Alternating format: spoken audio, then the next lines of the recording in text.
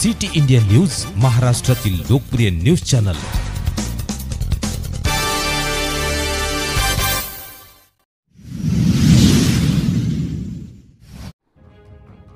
Police station कर्डीकडून मोहाडी हद्दीत अवैध रेतीवर मोठी कारवाई, 50,60,000 रुपयांचा मुद्देमाल जप्त।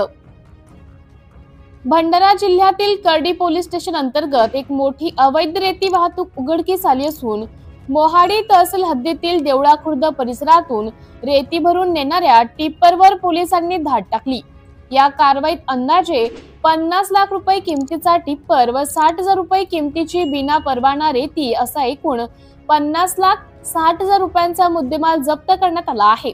घटना दिनांक 19 जून 2025 रोजी घडली असून पोलीस स्टाफ नियमित पेट्रोलिंग करीत असताना तिरोडा ते तुमसर मार्गावर मोहाडी तहसील हद्दीत टिप्पर MH40 CT 4279 रेतीने भरलेला आढळून आला।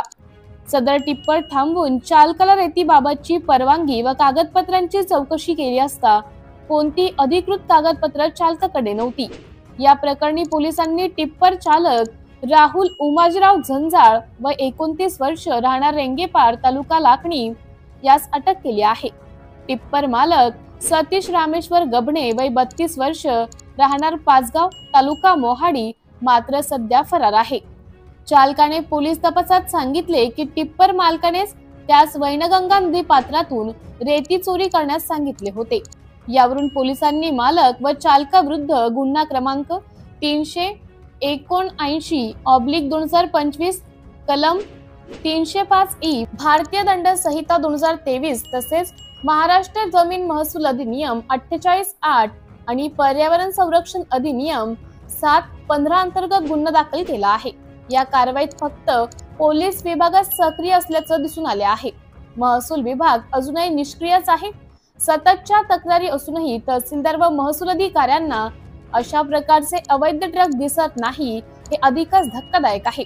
पोलिसांनी रोखलेला हा टिप्पर भर दिवसा खुलेआम रेती वाहून नेत होता।